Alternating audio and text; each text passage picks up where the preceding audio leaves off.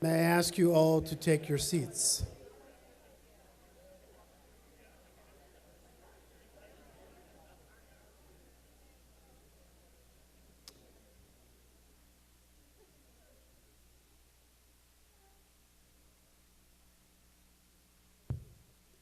I think on this cold, frigid Mount Vernon night, it's still possible to extend a warm welcome to the home of the General, and we're delighted to have you here.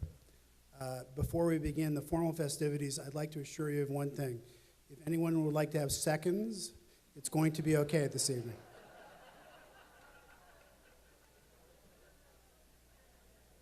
I want to first point out that at your place, there is a picture, a photo of the, this thing is loud, okay. There's a photo of the new garden book. I think many of you know that we have a longstanding partnership with the University of Virginia for the Washington Papers Project. We recently have extended that partnership to the UVA Press. This garden book, The General in the Garden, is actually published and will be released here very shortly. We had hoped to have it here, and in all candor, because of the problems in the ports that you've been reading about in the Wall Street Journal and the New York Times, the book didn't quite make it here, but we are delighted to offer this to you, and we will be mailing it to you so you'll have a copy of that book. So that's our gift to you.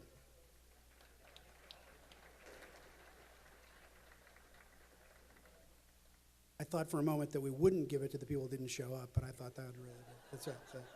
So now it's my honor to introduce Barbara Lucas, who is the 21st Regent of the Mount Vernon Ladies Association.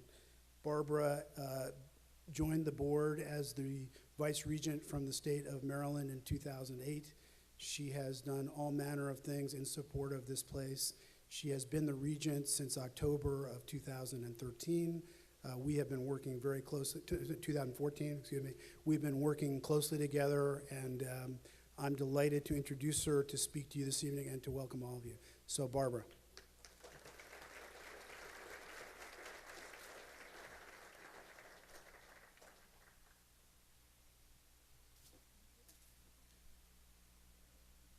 Well, I love this. And I love seeing all of you. As I said to somebody earlier, this just feels like having my friends and family for cocktails. And the smaller, the better in that respect. But as we celebrate the 283rd birthday of George Washington, like Kurt, I want to extend to you a warm, warm welcome on a cold, cold night. And the General, I'm sure, would be very glad to know that you, his modern-day soldiers, stayed the course with him through this weather. Usually, our events are saved from rain and snow and ice by what we've come to know as the George Washington effect, which usually, but obviously not always, miraculously produces good weather in the nick of time. I'll have to have a word with the General about that later.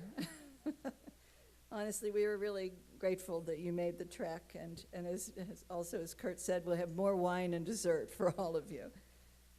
Celebrating our first and greatest president is the heart of what the Mount Vernon Ladies Association does. It's what we do, not only during his birth month and other beautiful occasions like this. It is, in fact, the essence of the mission to which we have been committed since we were organized in 1853. Anne Pamela Cunningham, our founder and first regent, who dedicated 30 years of her life to saving Washington's home and preserving his legacy, wrote an emotional appeal that was published in the Charleston Mercury on the eve of the Civil War. She wrote, "Will you, can you look passively and behold the home and grave of the matchless patriot who is so completely identified with your land, sold as a possession?" Feisty lady. Well, we know the rest of that story, don't we? And so began our work, and so it continues. And for more than 160 years that we have owned and operated Mount Vernon for the benefit of the American people and people everywhere, we have been hard at it.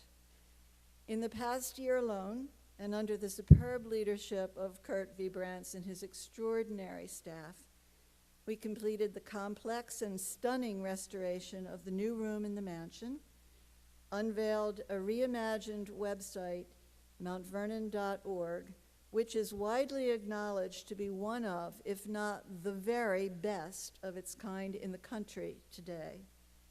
And we added to that website the powerful Battle of Yorktown, Now or Never animated presentation, as well as the extraordinary virtual tour of Mount Vernon, complete with a room-by-room, 360-degree tour of the mansion.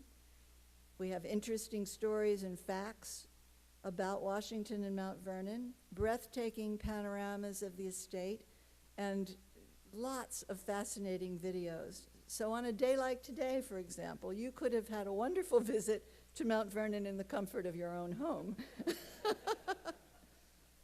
But in fact, there is so much to see and do on this constantly changing website that you can cancel your Netflix subscription. You really must take a look at this. I beg you, take a look at this. You will be so amazed and entertained and enriched. You've got to look at it. You'll instantly see how much farther and with such creativity that we're extending the reach of our message about George Washington and his legacy throughout the country and throughout the world. Speaking of extending our educational reach, last year's headline, of course, was the opening of the Fred W. Smith National Library for the Study of George Washington. But the library is no less newsworthy today. Our Library Fellows Program for up-and-coming scholars and academics and established scholars and writers has quickly become highly successful and prestigious, and there are now 18 fellows in our current class. We're continuing to develop innovative programming for Washington-inspired leadership programs, for K through 12 education, and thanks to a startup grant from our generous friend and patriotic philanthropist David Rubenstein, we have launched the Mount Vernon Fellows Program for select college students and look forward to hosting our first class this summer. So I've only scratched the surface of all the exciting advances taking place at Mount Vernon, but I hope you have a sense that we're on the move in some very bold and innovative ways that were never before possible. Now, if you'll indulge me for a few more moments, I'd like to introduce a few of the special guests with us this evening. You're all pretty special for coming out tonight. And the list, I am sorry to say, is not as long as it was just a couple of hours ago, but it's no less impressive. I wonder if you'll stand when I call your names. We extend, of course, a big welcome to our guest speaker, David Rubenstein. Thank you so much. To Mount Vernon Advisory Committee members John Guy and Admiral Gary White. Where are you? You're here. There's Gary. John Guy. Thank you. To Dick and Janice Crosby, the co-chairs of Mount Vernon's Neighborhood Friends Steering Committee. They hosted a dinner last Sunday for Washington's birthday that was spectacular. So as I said, every one of you who made it here tonight are special and intrepid, and we appreciate the effort you made to join us. And now I would like to introduce those vice regents of the Mount Vernon Ladies Association who are able to be with us tonight. Our ranks, too, have been depleted by flight cancellations and travel complications, but I'm proud to say there are 14 of our 27 are here tonight, and I think that's a record. Here to honor, ladies, they're here to honor George Washington, but they're here to honor you, because you are all very gracious and generous supporters of Mount Vernon in many ways. So you are our partners and very important supporters of our mission. So we would like you to, there are 13 names I have to announce here, so we'll appreciate you holding your applause until all of the ladies have been recognized. And ladies, if you will stand and stay standing when I call your name, that would be great. So I'll begin with Margie Allison of the state of Washington. There's Margie. Boyce Ansley for Georgia, and she was the 19th regent of the Mount Vernon Ladies Association over here in the back. Jean Sherrill for North Carolina. There she's Jean. Ann Bookout for Texas, who was the 20th regent, my immediate predecessor. Melody Richardson for Ohio. Melody in red, looking great. Susie Townsend for Delaware. Susie, where are you? Susie's in the back. Betsy Holdsworth for New Jersey. Over here. Ann Scott for Missouri. Sarah Colson for Pennsylvania. Kathy Mayton for Arkansas. Lucia Henderson for Virginia. I see Lucia back by George and his horse. And Gail West for the District of Columbia, one of our newest vice regents. And I had another, but I think this is the newest vice regent is Claudia Amundsen from Florida, whose plane was diverted to Raleigh, and now she's driving up here, and I'm hoping she'll arrive before dessert. So thank you, ladies, one and all, for being here and for all you do for Mount Vernon.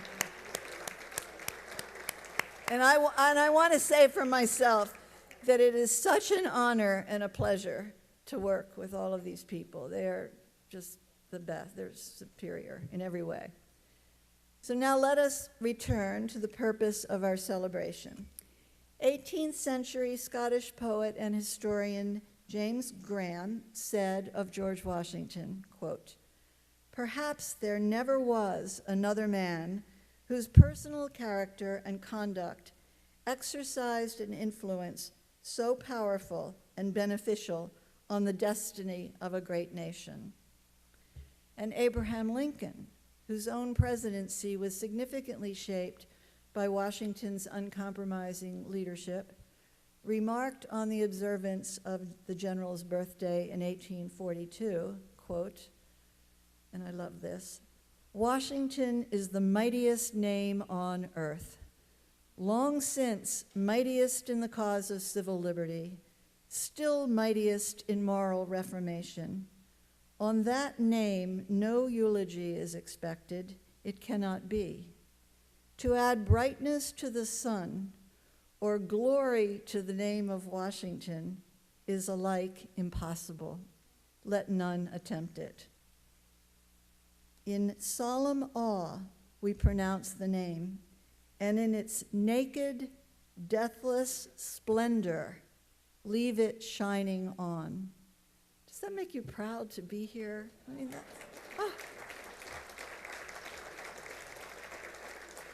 that is beautiful.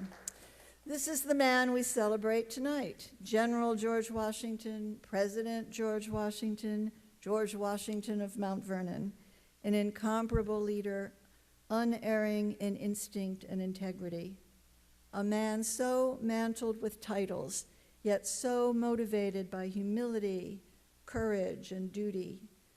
George Washington deserves to live in our hearts and inspire our lives.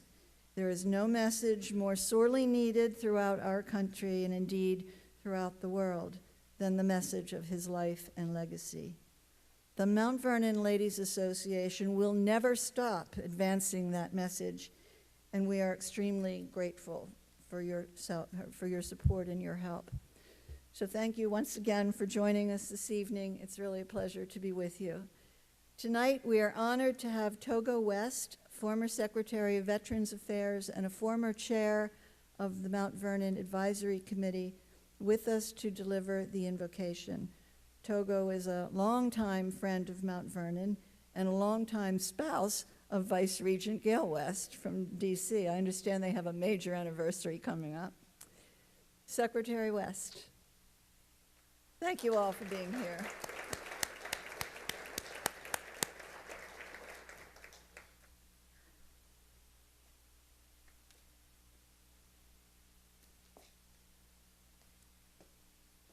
Remaining seated, let us pray. God of our fathers, and our mothers. We thank you for this evening and for the fact that we are here to enjoy it. With that in mind, we ask that you protect those who are abroad on the streets and highways of our nation this evening. We thank you for those who have worked so hard to bring this evening to fruition. And we are especially grateful for the fidelity and for the dedication of the stewards of the legacy and estate of George Washington, the Mount Vernon Ladies Association. Strengthen us as we rededicate ourselves to the principles and standards and example of George Washington, founding father, first general, first president, first citizen. We pray especially that you extend your protection to those who in uniform this night and in nights and days ahead seek to preserve this nation by offering their gifts of fidelity, of courage, of honor, and of love. Amen.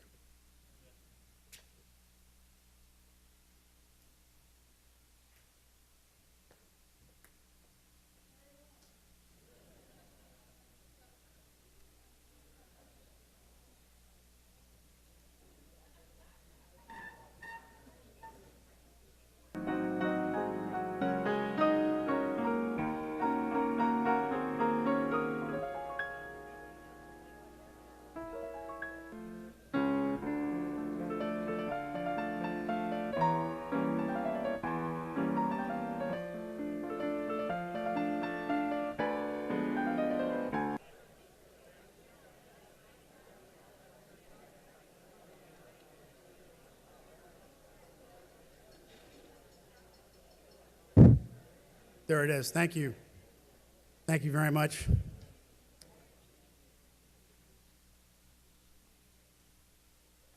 I am delighted to be able to introduce David Rubenstein. We're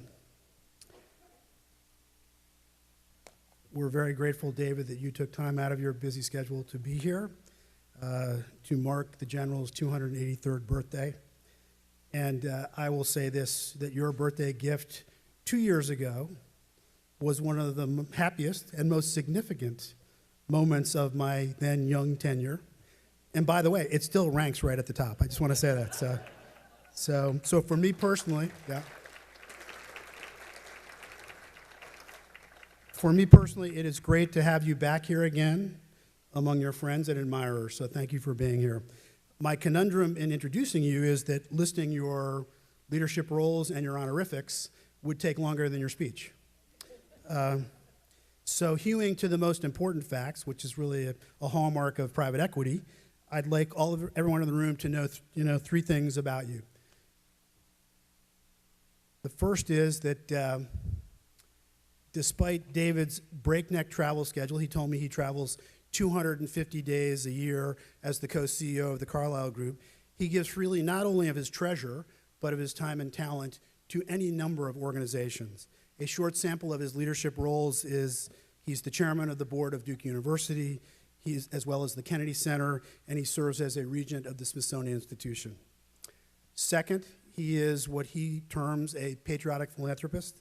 In addition to his major gift to Mount Vernon, he funded the restoration of the Washington Monument, and he has made capstone gifts to, among others, Monticello, Montpelier, and Arlington House, and it would be impossible, I think everyone in the room would agree with this, be impossible to underestimate the impact that he's made on these national treasures through his generosity. So I think we should pause.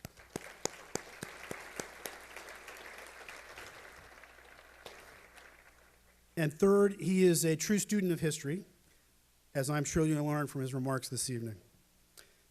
Many of you were here 2 years ago when he announced his $10 million gift to Mount Vernon. You heard him speak eloquently about Washington and the Mount Vernon Ladies Association. And in closing those remarks, David also lauded Washington as a model of religious freedom, making reference to an important but little-known letter written in 1790 by the then new President Washington to the Hebrew congregation in Truro in Rhode Island. So you'll permit me to deviate slightly from my introduction to acknowledge that 2015 marks not only the 283rd birthday of the General, but also the 225th anniversary of that exchange between Washington and Moses Seixas, who was the warden of the Truro congregation. It's an important letter in our history, which every American ought to know about. And in it, Washington wrote, "It is now no more that toleration is spoken of as if it were by the indulgence of one class of people that another enjoyed the exercise of their inherent natural rights. For happily, the government of the United States, which gives to bigotry no sanction, to persecution no assistance, requires only that they who live under its protection should demean themselves as good citizens in giving it, on all occasions, their effectual support." So I draw this to your attention tonight really for two reasons. One is because we spend a lot of time here at Mount Vernon thinking about how we draw parallels, history to modern day. It is, in fact, the 225th anniversary of this letter, but it's more importantly because the truths expressed in this letter are timeless, and they're a hallmark of this great country. And in the face of all the horrific events in Paris, Libya, Iraq, and around the world, Americans take heart in and are blessed by the freedom of religion that is so fundamental to this country. So we are grateful for this gift given to us at the founding. So I'd like David to come up here now. He's going to say a few words, and I'm looking forward to his speech. I know, David, how great you're going to do, so I'm actually going to give you your gift beforehand. And lest I steal your thunder, I would say, I think some of the people who were here 2 years ago, David spoke about bringing his young son to Mount Vernon. And as they walked around the property, there had been a windy day, and there was a branch on the ground, and his son said, "Look, Dad, you think that's the cherry tree?" And David said, "I cannot tell a lie." And he turned to his son and said, "Yes, I think it probably is." So I want to give you this gift, David. This is comes from a swamp oak, which we think was planted somewhere around 1770. Might, in fact, have been planted by the general. It stood as a silent sentinel on the east lawn overlooking the Potomac. It came down, and we've had these made. We want to deliver this to you with our thanks. Thank you, thank you, thank you.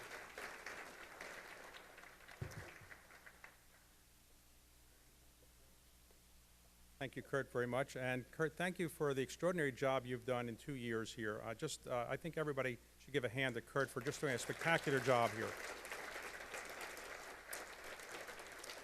So how many people here thought this event was going to be canceled? Anybody? Okay. Okay.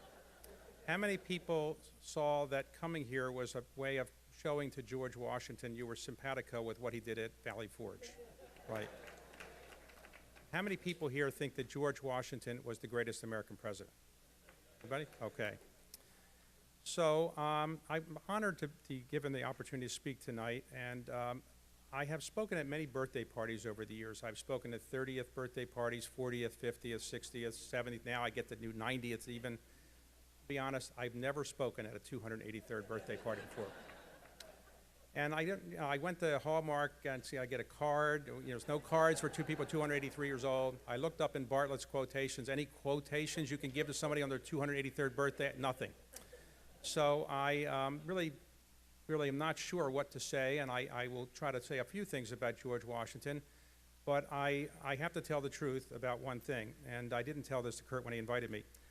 I actually didn't like George Washington when I was a little boy.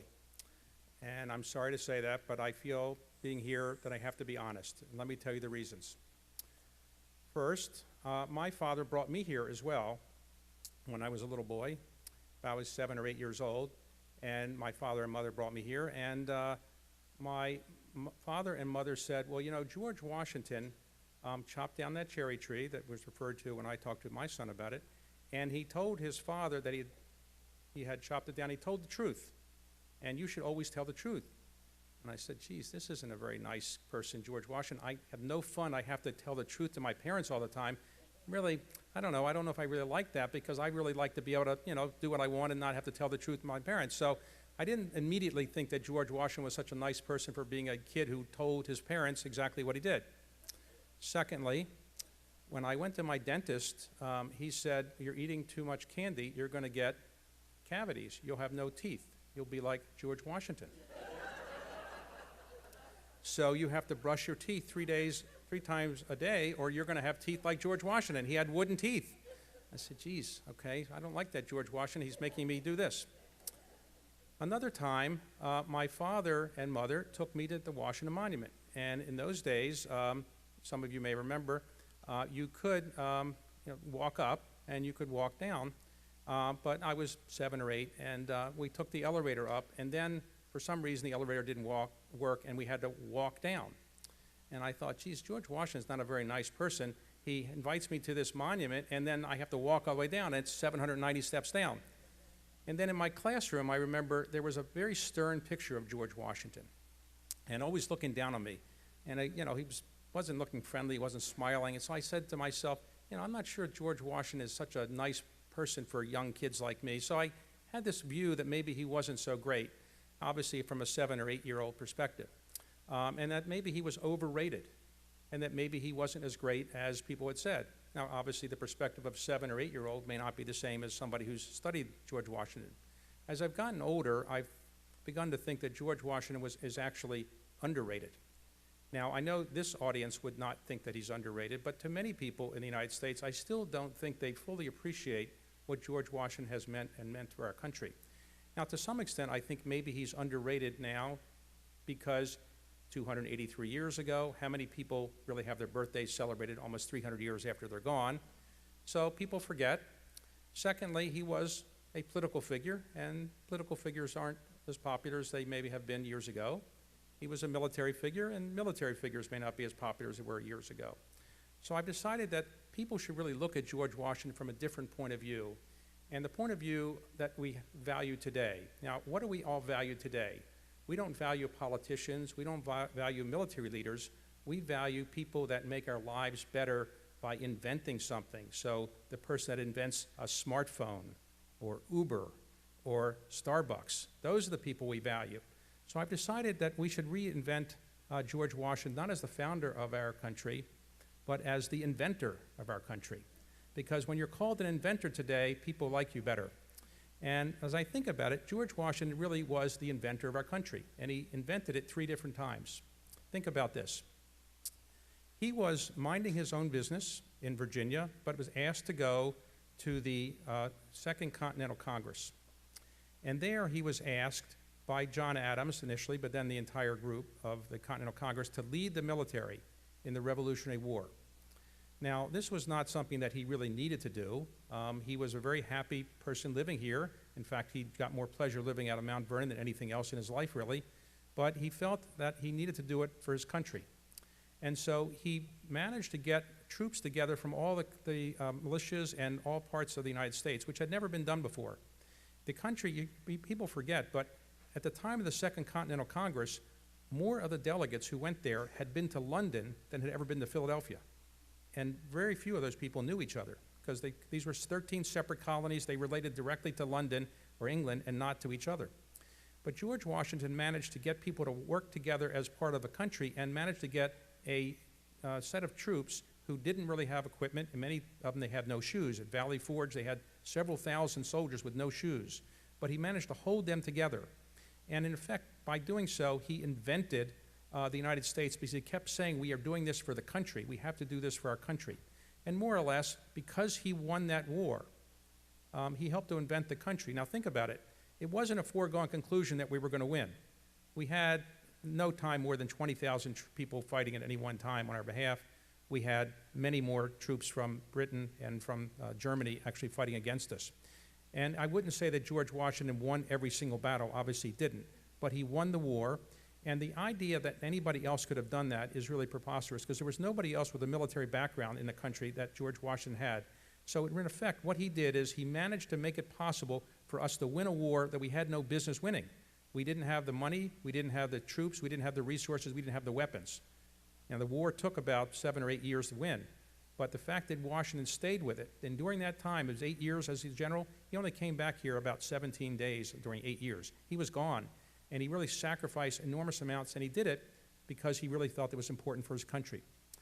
And then he came back here.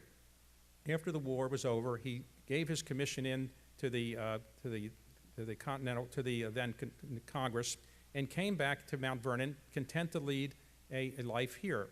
The ages were different then. Think about this. In those days, the average age in the United States was 35. The life expectancy was 35. George Washington's father and his brothers all died before they were 50. George Washington came back here when he was about 51 years old and content to stay the rest of his life here because he had lived longer than his father, lived longer than his brothers, and he was, as he would say, an old man. In fact, he said he has gray hair, he couldn't read anymore, he had rheumatism, he had arthritis, he felt like an old man. So he was quite content to stay back here, though he was obviously pretty active in running this facility and this farm. And then he invented the country again a second time, what I'll call Invention 2.0. And what he did was this. The country wasn't really working very well. The country that he had fought for so hard was really going nowhere. Because remember, there were 13 colonies, and they weren't really a country. George Washington had tried to make it a country, and he did the best he could in winning the war, but there was no country really. They had an Articles of Confederation, and as a result of that, it was a very weak government. The Congress could not pass taxation unless every single state agreed to it, which never happened. And there was no military, there was nothing. And so people came to George Washington and said, the country that you fought for is falling apart. It's chaotic. We have to change it. And he was importuned to go to a constitutional convention in Philadelphia.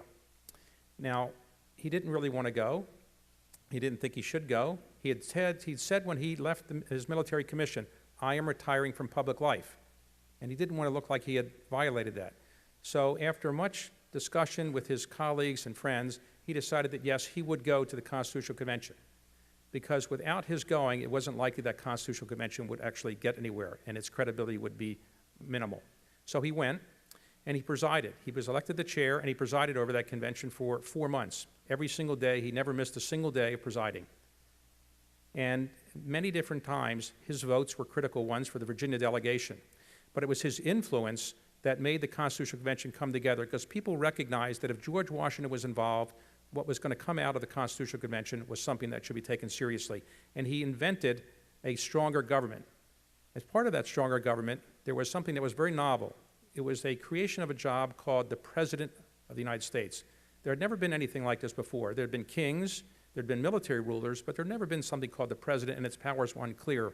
But people thought it would work because it was likely that George Washington would become president. So he came back before the election, of course, and after the Constitutional Convention, and he came back to Mount Vernon, and what he did was very interesting. He wrote a series of letters trying to convince people to ratify this Constitutional Convention. It wasn't clear that it was going to be ratified. In fact, in his own home state, the governor and many of the leaders were dead set against it. Patrick Henry and others led the effort against getting it ratified. It was very close as to whether Virginia would ever ratify it. He wrote a series of letters making clear to people that without this Constitution being approved, there would be no United States and this country would fall apart.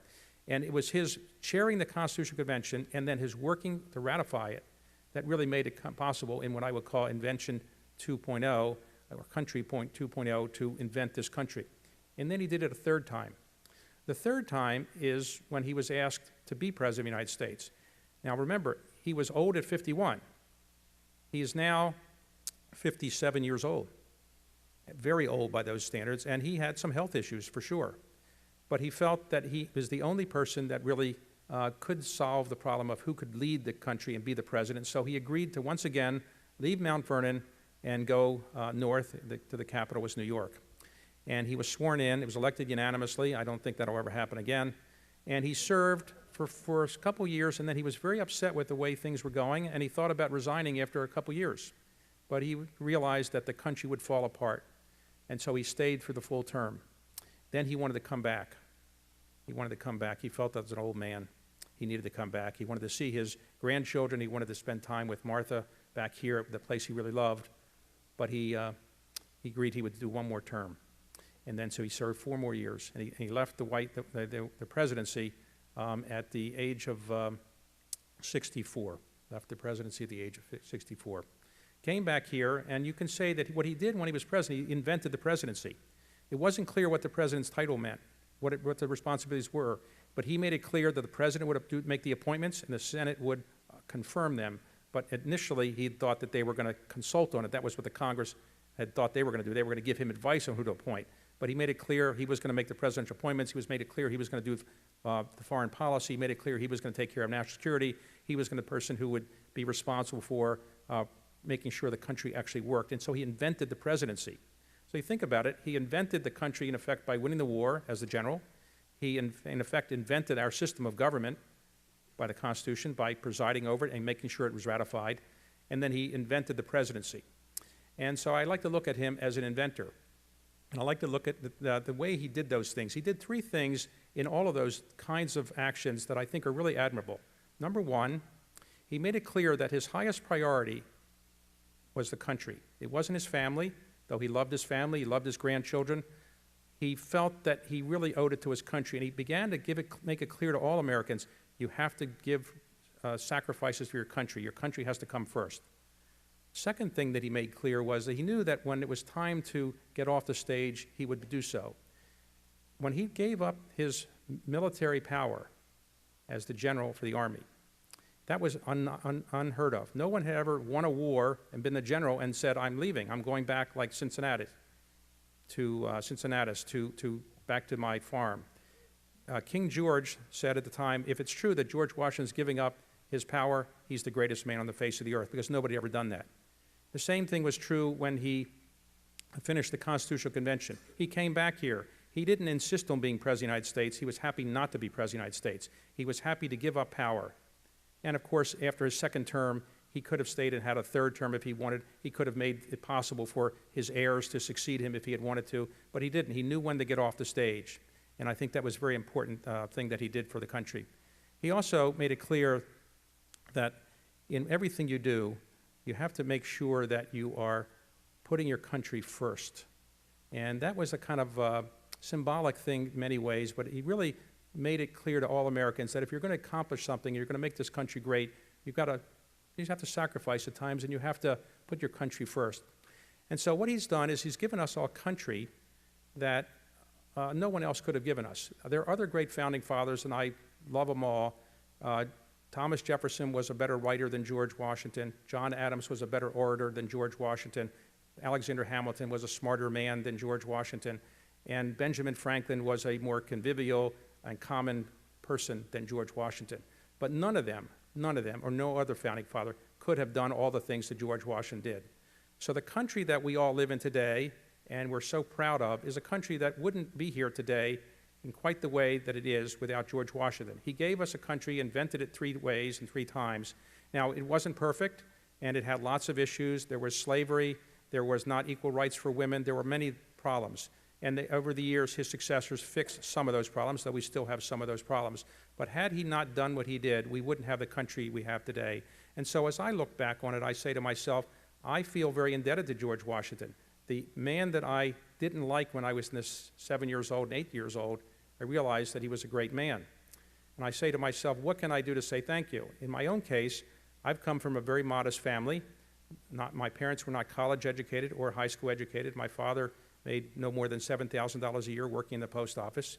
And I have a last name that wouldn't allow me to rise up and be successful in some other countries. So I think that George Washington is really responsible for some of the success that I've been fortunate enough to have. And so I've said to myself, I want to give back and thank the country. And so, as you've heard earlier, I've tried to do something that I've called patriotic philanthropy.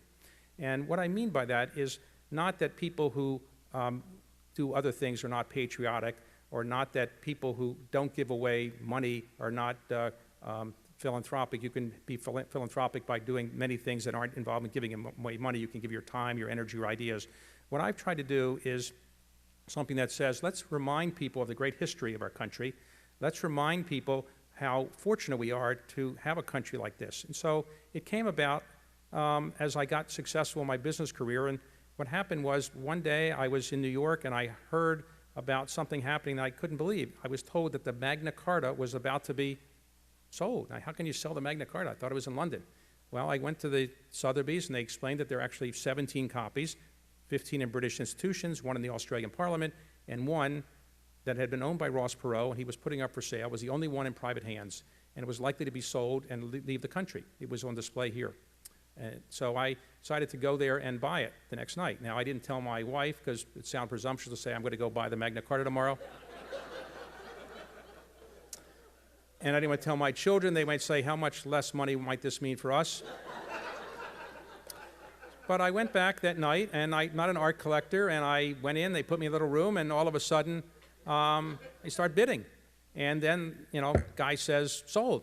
I couldn't hear very well. I didn't know what he was saying. Came in, and the head of Sotheby's said, you just bought the Magna Carta. Who are you?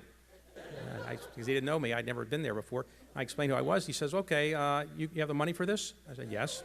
I said, okay, you can sneak out the side door if you want, nobody ever know. Or you have 100 reporters here who are happy to know who bought it. And I said, I'm going to go out and tell him. I'll tell him who bought it and why. I went out and I said, I've been very fortunate in my life to have achieved more than I ever thought I could do. And so I want to make a down payment on my obligation to give back to my country. So what I'm going to do is I'm going to give this to the United States on a permanent loan, and when I die, it'll be there forever, to the National Archives, and it's there now. And then I got in the habit of saying, well, if I did that, what's the point of it? What's the point of making people look at the Magna Carta? It's to get them to realize the Magna Carta was the inspiration for the Declaration of Independence, the Bill of Rights, the Constitution, and if people think about that, they might learn more about their history.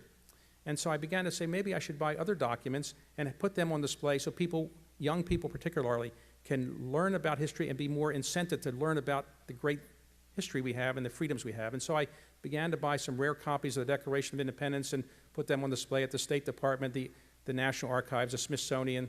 I bought rare copies of the Emancipation Proclamation, put one of them in the Oval Office, one at the National Constitution Center now in Philadelphia, and eventually one will go to the African American History and Culture Museum. I bought a rare copy of the 13th Amendment that freed the slaves, and I will put that in the African American History and Culture Museum. And I bought some other rare documents, like first copy of the Bill of Rights and other things, and I put them on display at places where people can go and think about them. Because if you go and you see these rare documents, you might think about, wow, this is incredible. Maybe I should learn more about American history. I'm worried that people don't know enough.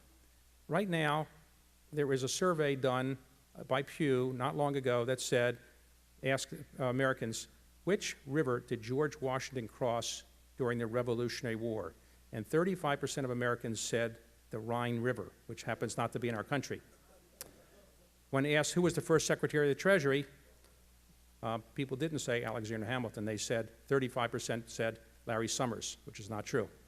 So I've begun to realize that you need to make sure people will learn more about our history. And one of the ways of doing it is putting documents in places where people can learn and think about it. I've also realized that there are so many great historic things about our country that our U.S. government doesn't have the money to do, to fix anymore. So I've begun to do things like, as you heard, fix up Monticello, fix up Montpelier, fix up the Custis Lee Mansion at the top of Arlington, and a couple others that will be announced in the not-too-distant future. And so what I've tried to do is to do these things to, not because if the building is better, it's going to mean necessarily people will become better citizens, but if these places are more attractive and better attuned to having visitors, ultimately people might learn more about Thomas Jefferson, George Washington, James Madison, and other great figures in our country.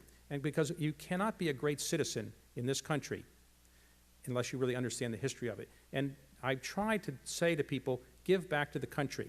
There are many ways to give back to the country. I tried early as a young man to give back by working in the White House. I got inflation to 19%. It didn't really help the country that much. And I've never been invited back into government. But I'm trying to do it in this way, and I hope that people will say, well, maybe I should do something. All of you are obviously helping your country by helping Mount Vernon. Because when more people learn about Mount Vernon and George Washington, I think it really is a great thing for our country. So all of you are patriotic philanthropists, and all of you deserve a great deal of credit.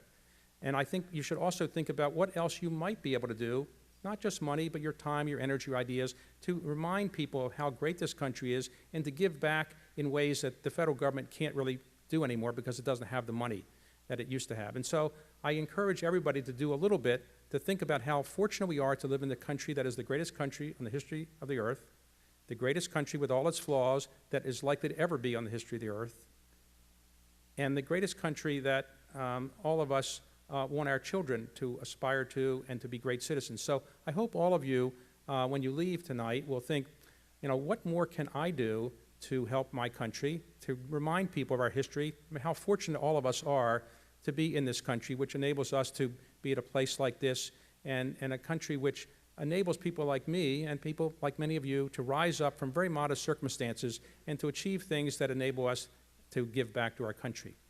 Now, before I close, I wanted to say two things, in addition to thanking you for giving me the honor of speaking this evening and trying to give you a sense that I do think giving back to the country is one of the highest callings of mankind.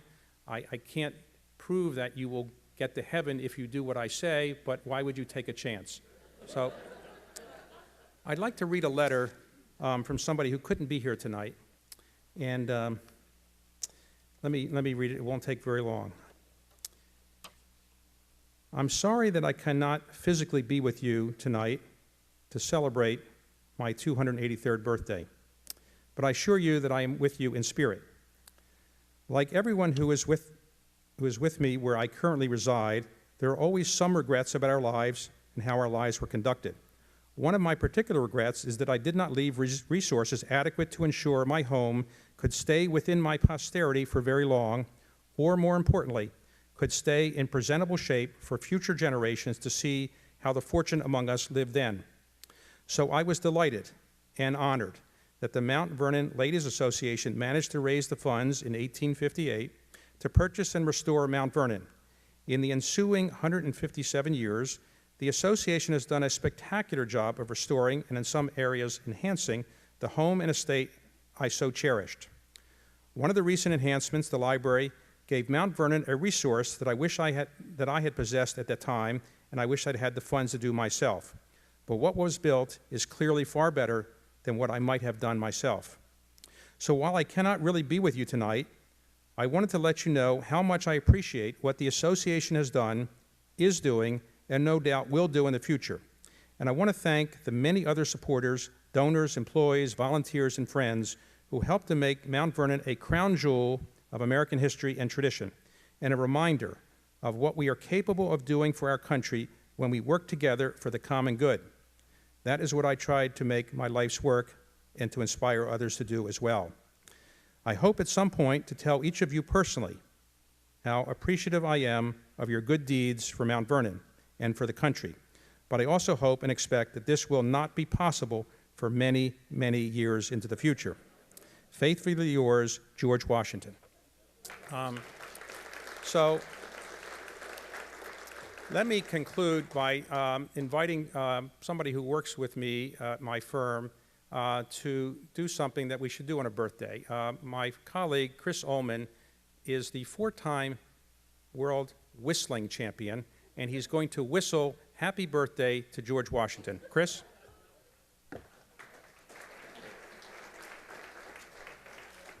Good evening.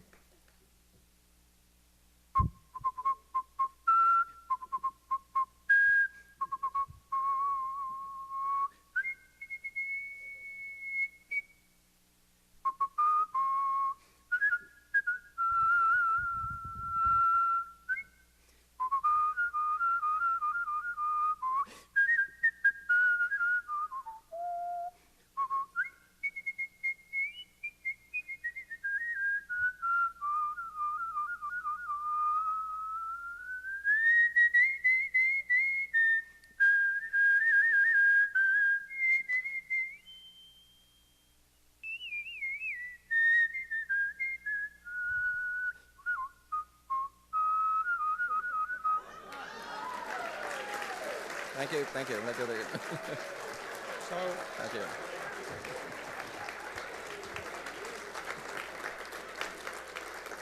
so you,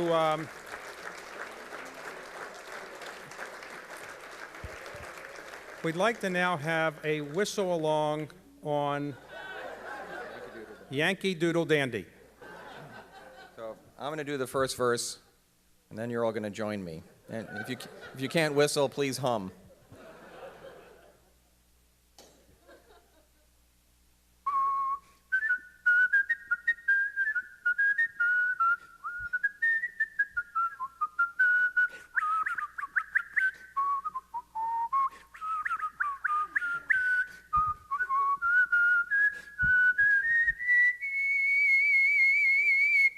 All right, now it's your turn. All right. On three, ready? 1, 2, 3.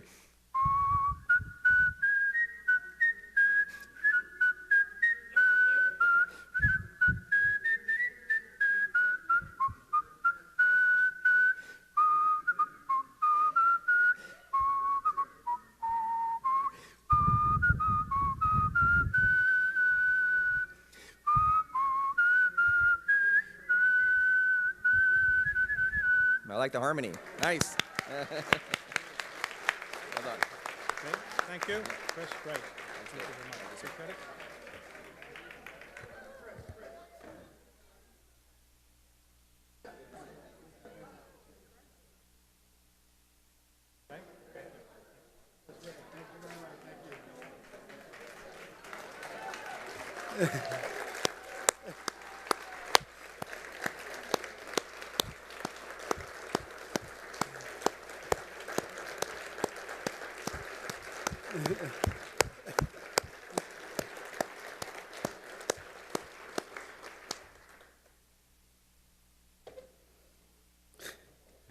So I have to just tell you why this is the most amazing job I have in America, because on Friday at about 10 o'clock, I was in a boring meeting with our CFO. Don't tell him I said that. And my phone rang, and I looked down on the screen, and it says, David Rubenstein, mobile. I thought, maybe I should take it. So I stepped out of the room, and David said, what would you think if Chris came and whistled happy birthday to the general? And so I said, bring it on. And there you have it. So thank you.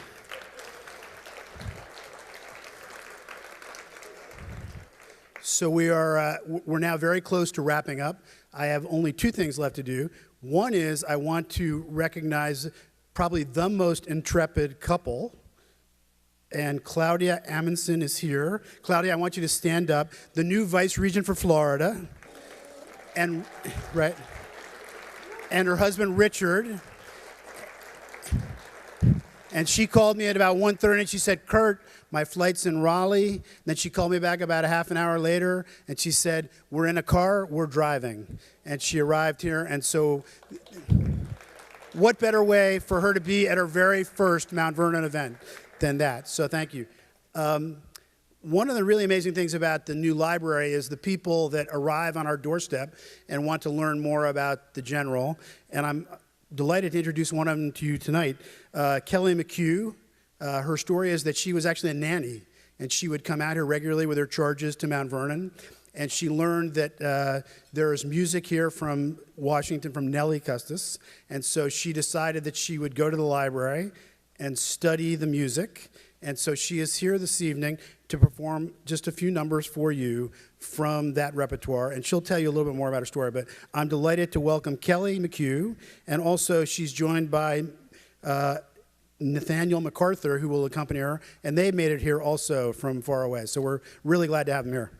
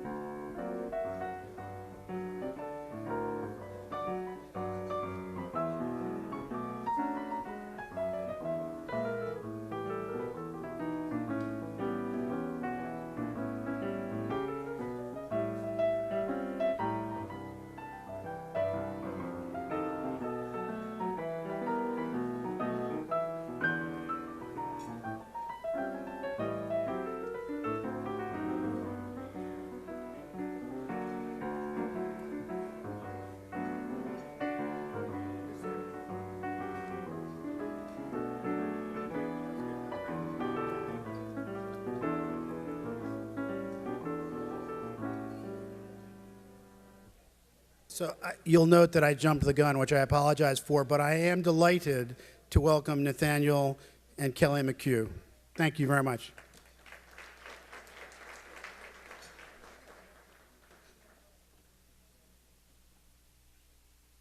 Good evening.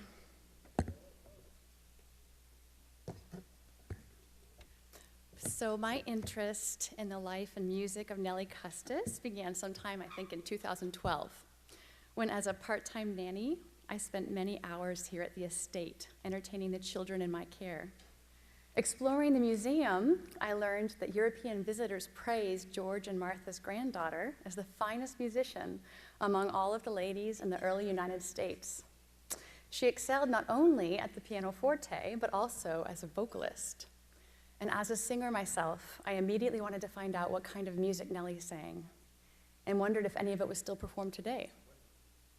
This interest led to many hours studying Nellie's music scores, which I found here at the Mount Vernon's new National Library, also at the Library of Congress, and also at Woodlawn. I can barely describe to you how excited I was to have the opportunity to leaf through Nellie's original music manuscripts with my own hands.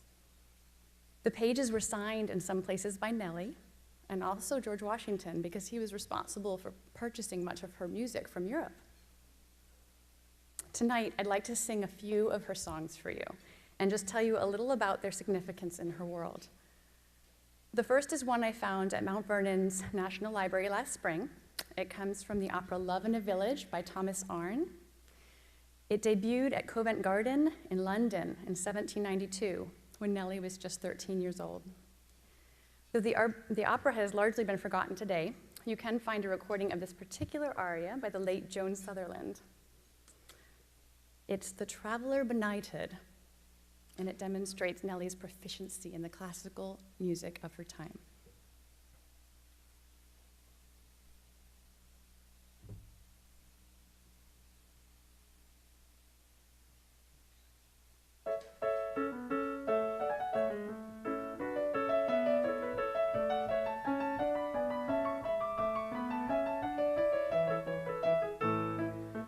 Traveler benighted and led through weary ways, the lamp of day new lighted, with joy the dawn surveys, with joy.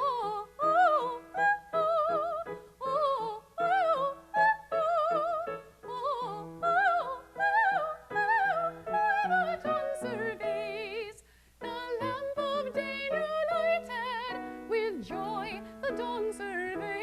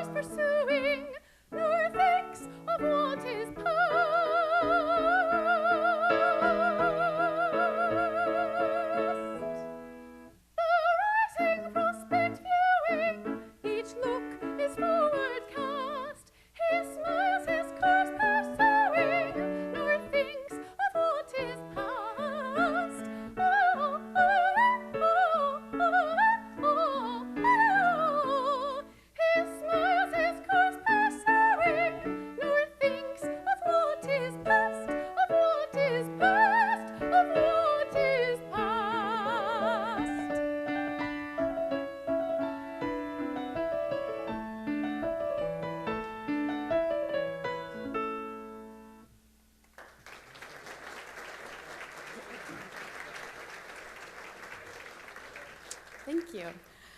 Next, I'd like to share a piece that provides quite a contrast to the operatic style you just heard. It comes from a collection of Scottish airs that Nellie owned, poems set to music by the French composer Ignaz Pleyel. They are charming little pieces published in Dublin in 1800 and now available to public domain online. This particular one illustrates a fondness for sad love songs that was so popular during the Gothic literary era. It centers on the figure Bess of Bedlam. The title is One Morning Very Early.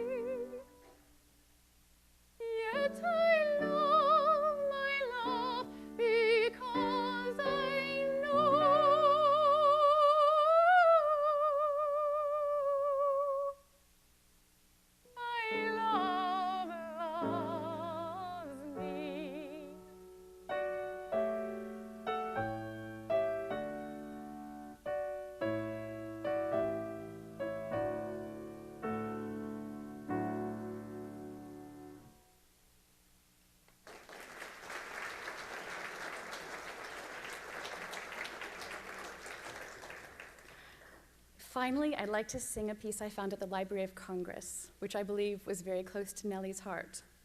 In the binder brought out for me there, European songs were in printed copy, but this piece, like other American tunes, was copied down carefully in Nellie's own hand.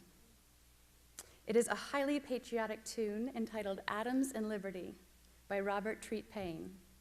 I think you'll enjoy the profoundly patriotic flair of this song. It is set to the tune Anacreon and Heaven, which was being used for a number of patriotic songs of the day and would one day be immortalized when it was joined to Francis Scott Key's poem, The Star-Spangled Banner. You may notice the simplicity of the melody as it existed at the time without our modern flourishes. Though it features about a dozen passionately American verses, I will share just two.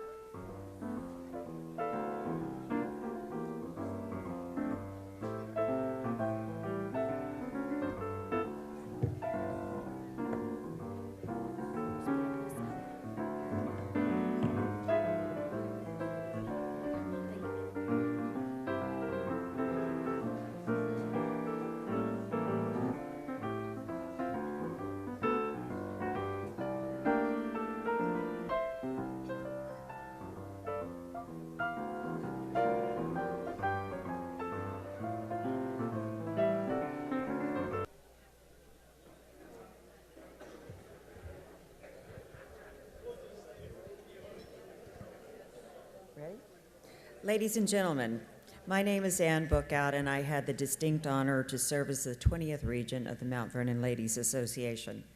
The custom for celebrating George Washington's birthday is among our nation's oldest traditions, dating to the founding of this great country. During the War for Independence, even when his birthnight fell on some of that conflict's darkest days, his family and troops never forgot to extend a few moments of joyous salute to the general. The ritual of celebrations across the land honoring Washington's birth grew in popularity during his life, and its fervor gained momentum after his passing. This included special birthnight dinners with eloquent speeches and toasts, and city parades with flags and bunting. During the Jackson administration, by a joint resolution of the House and Senate, on February 22, 1832, Congress adjourned out of respect for Washington's memory and in commemoration of his birth. During the Hayes administration in 1879, an official holiday originated to honor the father of his country. Yes, you heard correctly, more than once the Congress found something they could agree on. So tonight, let us work in harmony as well as we raise our glasses to a resounding round of huzzas. So, to that, America's foremost founding father, George Washington, hip, hip, huzzah! Hip, hip, huzzah! Hip, hip, huzzah!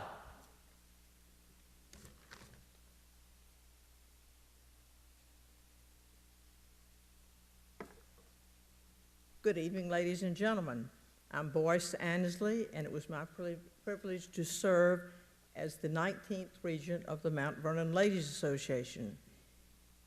When one serves in this role that Anne and I were so fortunate to hold, it is hard not to become caught up with the same fervor that led his family and troops to cheer and our American ancestors to celebrate. Unfortunately, I can hardly imagine not raising a glass in celebration of Washington on his birthday. Women such as Barbara, Ann, and I have spent so much time at Mount Vernon over the years that we feel the General's inspiration as if it were almost as if we knew the man himself.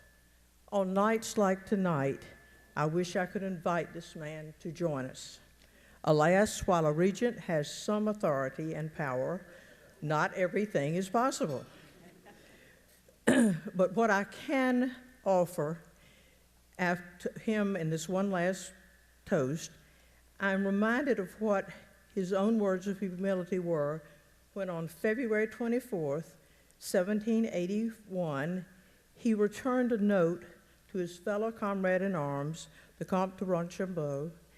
Washington wrote, "The flattering distinction paid to the anniversary of my birthday is an honor for which I cannot express my gratitude.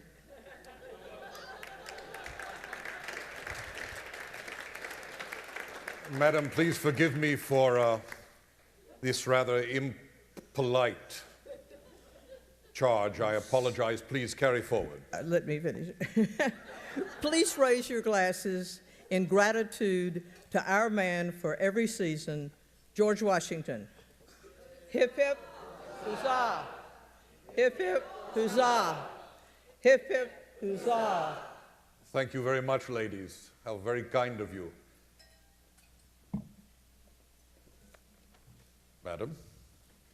Well, what a great honor and pleasure it is to look out upon all of you, to see you here this evening.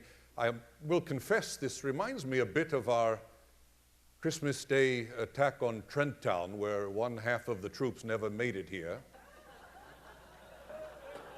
But the conditions were very icy, and the conditions were rather miserable, and I see that there are some parallels, if truth be told. And I could not help but my ears were ringing. I confess, Mr. Rubenstein, you read a letter from beyond the pale, from the grave? From the grave, sir? I think the reports of my demise are greatly exaggerated, at least for this moment. But with your grace and understanding, I just wanted to take a moment and to thank all of you for braving the elements, for coming out here in celebration of my birthnight. It means the world to me. You know, it is the greatest gift of all. And I do not speak of your approbation for myself, which is greatly appreciated and very meaningful in the extreme. But I speak for your selflessness, not simply coming out here on a night like tonight, but your continued support for the great work that is done here on my farms, and also your support for the union. That is the greatest birthnight gift of all. Because the truth be told, it is this selflessness where you provide your generosity. You do so in what we call disinterest, for no pay and for no profit. It reflects the national character that I so dearly hoped for this country.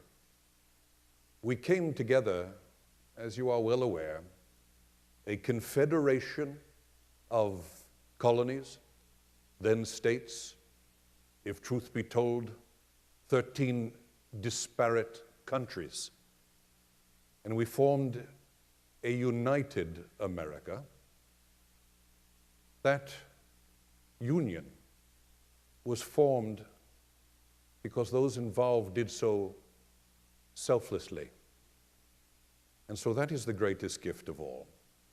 And that is meaningful to me in so many ways. And so I thank you all for your great kindness. I thank you for your generosity. And it has been a long and arduous road here tonight. I have said this before, many of you have heard it before. This is a free country. You are free to go home now. It's past candle time. I'm going to sleep. I remain your humble and your obedient servant, 1 year older. Thank you kindly. Thank you, sir.